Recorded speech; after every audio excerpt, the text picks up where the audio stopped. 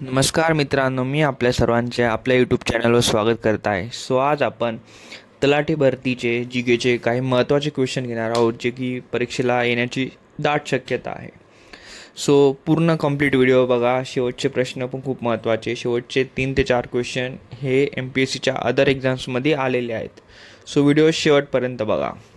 आपण आता time waste न करता लगेच क्वेश्चन स्टार्ट करूयात. Question number 1. भारतातील पहिले जैवमंडल राखीव क्षेत्र, ज्याला की इंग्लिशमध्ये बायोस्फिअर रिझर्व म्हणता, ते कोणते आहे? Option number A Nilgiri, option number B Sundarban, option number C Manas, option number D Kaziranga. या प्रश्नाचं बरोबर उत्तर आहे option number A Nilgiri. Nilgiri हे भारतातील पहिलं जैविक राखीव क्षेत्र आहे. आपण बघूया जैविक बायोस्फिअर रिझर्व म्हणजे नक्की काय असतं, ज्याला आपण मराठीमध्ये जैवमंडल राखीव क्षेत्र म्हणतो. हे क्षेत्र असं असतं की जिथे जंगल, वन्य प्राणी, वनस्पती व संपूर्ण जैवविविधतेचं संरक्षण केलं जातं. म्हणजे वेगवेगळ्या प्राण्यांचं, वनस्पतींचं हे संरक्षण केलं जातं. भारतातील पहिले जैवमंडल राखीव क्षेत्र हे निलगिरी असून त्याची स्थापना ही 1986 मध्ये झाली आहे. तुम्हाला हे नाव पण लक्षात ठेवायचं आहे की त्याचं नाव आहे निलगिरी, जे पहिले जैवमंडल आहे आणि त्याची स्थापना ही 1986 मध्ये झाली आहे. हे क्षेत्र 3 राज्यांमध्ये पसरलेलं आहे: तमिळनाडू, केरळ आणि कर्नाटका. तुम्हाला 2 गोष्टी यात महत्त्वाच्या आहे. एक तर त्याचं नाव निलगिरी आणि दुसरं आहे की ते 1986 मध्ये त्याची स्थापना झाली होती. चला आता आपण नेक्स्ट क्वेश्चनकडे जाऊया. Question number 2.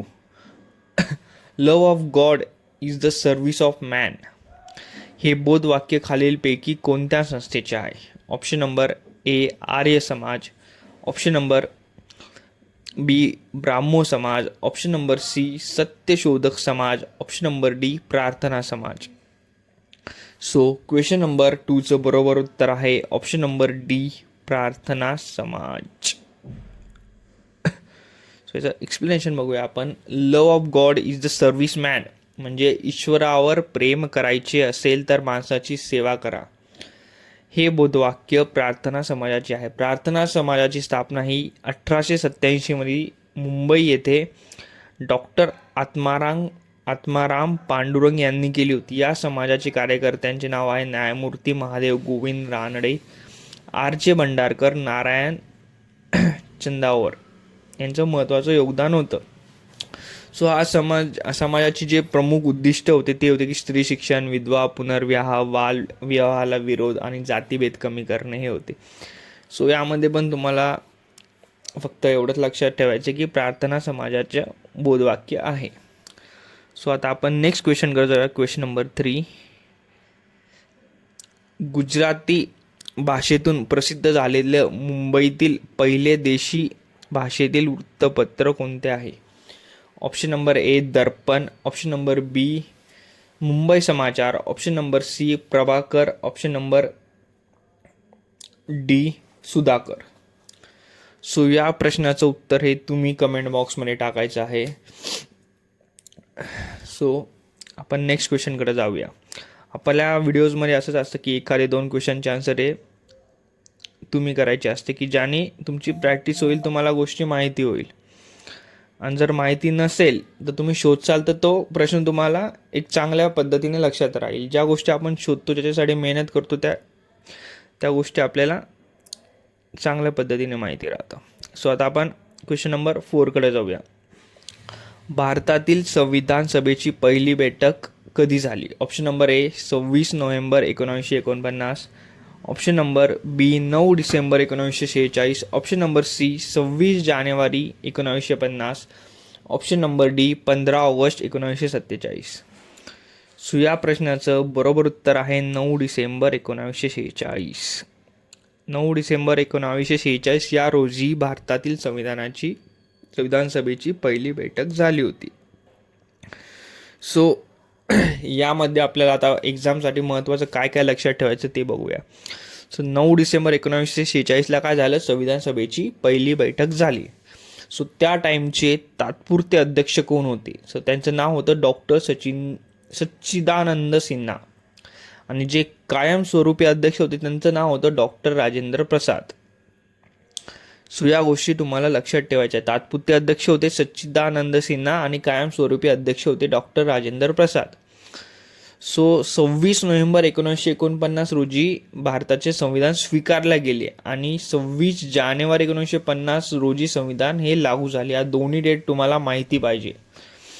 यावर प्रश्न येण्याची शक्यता जास्त आहे. 26 नोव्हेंबर 1949ला संविधान स्वीकारलं गेलं आणि 26 जानेवारी 1950ला संविधान लागू झालं.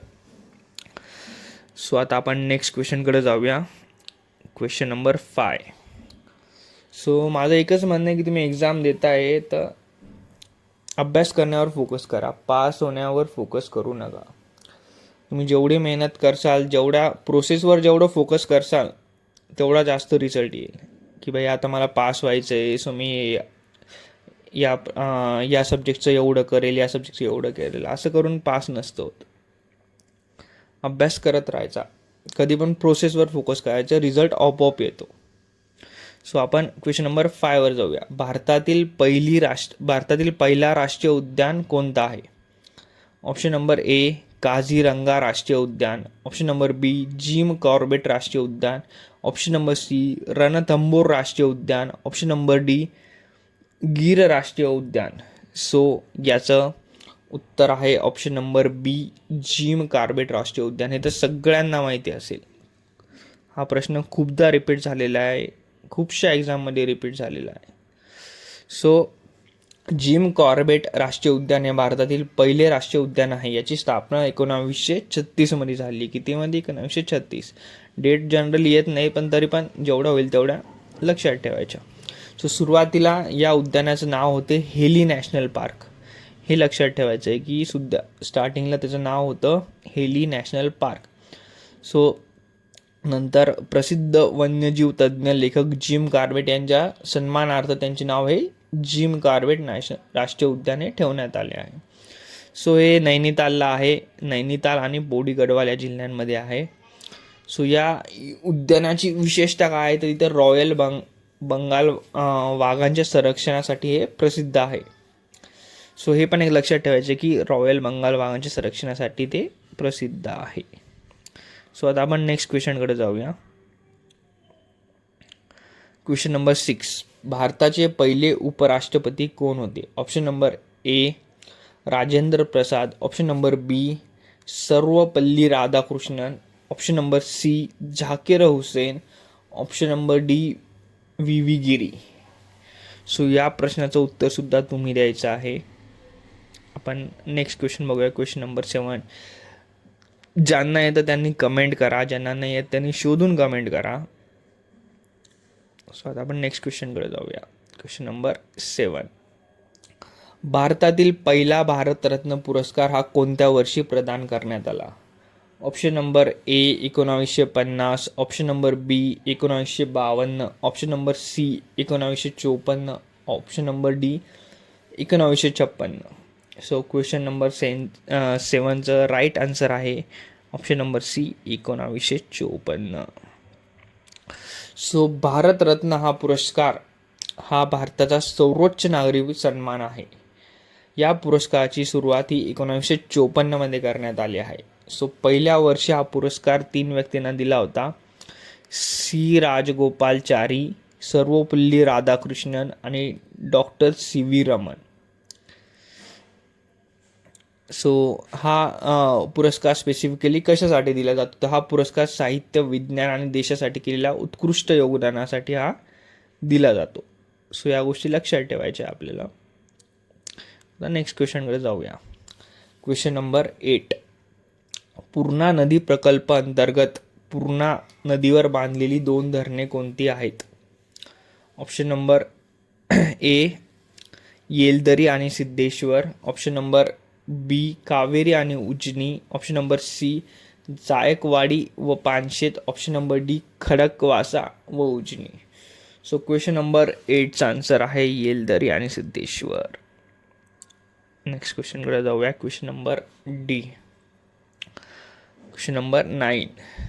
कायम धारा पद्धती म्हणजे कायमस्वरूपी जमीन महसूल वसुली पद्धती भारतात ही कोणी सुरू केली होती? सो ऑप्शन नंबर ए आहे Lord Dalhousie. Option number B आहे Lord Mountbatten. Option number C आहे लॉर्ड बुटिक आणि ऑप्शन नंबर डी आहे लॉर्ड कार्नेवोलिस. सो याचं बरोबर उत्तर आहे option number D Lord Cornwallis. So 1973 Lord Cornwallis याने बंगालमध्ये कायमधारा पद्धत सुरू केली होती. या पद्धतीत सरकारने महसूल हा कायमस्वरूपी निश्चित केला होता. म्हणजे सरकारला दरवर्षी ठरलेला महसूल हा द्यावा लागेल आणि तो द्यायची जबाबदारी त्यांनी जमीनदारांना दिलेली होती. सो आता आपण नेक्स्ट क्वेश्चनकडे जाऊया. स्वतंत्र भारतातील पहिले भारतीय गव्हर्नर जनरल कोण होते? Option number A Lord Mountbatten. Option number B Rajendra Prasad. Option number C Rajagopalachari. Option number D Warren हेस्टी. सो क्वेश्चन 10चं राईट आन्सर आहे option number A Lord Mountbatten. हे स्वतंत्र भारताचे पहिले गव्हर्नर होते. सो 15 ऑगस्ट 1947 रोजी भारत स्वतंत्र झाला. सो सुरुवातीला लॉर्ड माउंटबॅटन हे गव्हर्नर जनरल होते पण ते भारतीय नव्हते. सो यानंतर 1948 सी व्ही रामगोपालाचारी हे भारताचे जनरल म्हणून नियुक्त झाले. सो ते स्वतंत्र भारताचे पहिले आणि एकमेव भारतीय गव्हर्नर जनरल होते. सो त्यांनी ते 1950 ते पद सांभाळले होते. सो यात हे पण एक लक्षात ठेवायचं आहे की सी राजगोपालाचारी हे भारताचे पहिले आणि एकमेव गव्हर्नर जनरल होते. सो आता आपण नेक्स्ट क्वेश्चनकडे जाऊया. Question number 11. विनायक सावरकर, त्र्यंबकराव मस्कर आणि रावजी कृष्ण यांनी नाशिक येथे प्रथम कोणती संस्था स्थापन केली? ऑप्शन नंबर ए राष्ट्रीय समूह. Option number B Rashtrabhakta Samuh. Option number C Mitramela. Option number D Abhinav Bharat. So question number 11चं बरोबर उत्तर आहे option number C Mitramela. So 1899 Vinayak Damodar Savarkar या त्र्यंबकराव मस्कर आणि रावजी कृष्ण यांनी नाशिक येथे मित्रमेळा ही क्रांतिकारी संस्थेची स्थापना केली होती. सो 1904 मित्रमेळा संस्थेचे नाव बदलून हे अभिनव भारत ठेवण्यात आले. सो अभिनव भारत हे नाव सुद्धा तुम्हाला लक्षात ठेवायचं आहे. नेक्स्ट क्वेश्चनकडे जाऊया आपण. Question number 12. सो महाराष्ट्रात सर्वाधिक वनक्षेत्र कोणत्या जिल्ह्यात आहे? Option number A Pune. Option number B Gadchiroli. Option number C Nashik. Option number D Nagpur. So या प्रश्नाचं बरोबर उत्तर आहे ऑप्शन नंबर बी गडचिरोली. याचं उत्तर तर खालीच एक्सप्लेनेशन मध्ये आलेलं आहे खालीच. सो महाराष्ट्रात सर्वाधिक वनक्षेत्र हे गडचिरोली जिल्ह्यात आहे. त्यामुळे हा जिल्हा महाराष्ट्राचे फुफ्फुस म्हणून ओळखला जातो. हे सुद्धा लक्षात ठेवायचं. असा पण प्रश्न येऊ शकतो की महाराष्ट्राचे फुफ्फुस म्हणून कोणता जिल्हा ओळखला जातो? उत्तर राहील गडचिरोली. क्वेश्चन नंबर 13कडे जाऊया आपण. नेक्स्ट क्वेश्चनकडे. महाराष्ट्र राज्याची स्थापना ही कोणत्या दिवशी झाली? अत्यंत सोपं उत्तर. हा प्रश्न घ्यायला पण नाही पाहिजे, सगळ्यांना माहीत पाहिजे. तरी पण ऑप्शन एकदा बघून घेऊया आपण. याचं उत्तर ज्यांना माहिती सगळ्यांनी कमेंटमध्ये टाकावे. Question number 13. Option number A 26 जानेवारी 1950. Option number B 15 August 1947. Option number C 1 May 1960. Option number D 2 October 1955. So आता आपण नेक्स्ट क्वेश्चनकडे जाऊया. Question number 14. भारताचे पहिले मुख्य निवडणूक आयुक्त कोण होते? Option number A TN Seshan. Option number B Sukumar Sen. Option number C Rajiv Kumar. Option number D SY Qureshi. So question number 14चा answer आहे option number option number A TN Seshan. So आता आपण आजच्या शेवटच्या प्रश्नाकडे जाऊया. भारतीय संविधानातील समानतेचा अधिकार हा कोणत्या कलमात दिला आहे? ऑप्शन नंबर 1 कलम 12, ऑप्शन नंबर बी कलम 14, ऑप्शन नंबर सी कलम 19, ऑप्शन नंबर डी कलम 21. सो या प्रश्नाचं बरोबर उत्तर आहे ऑप्शन नंबर बी कलम 14. सो आजसाठी एवढंच. भेटूया आपण नेक्स्ट व्हिडिओमध्ये. सो जे तलाठी भरतीची तयारी करत आहेत ते ही सिरीज फॉलो करू शकता. आणि जर तुम्हाला व्हिडिओ आवडला असेल तर लाईक, कमेंट, शेअर करू शकता. सो भेटूया आपण नेक्स्ट व्हिडिओमध्ये. धन्यवाद.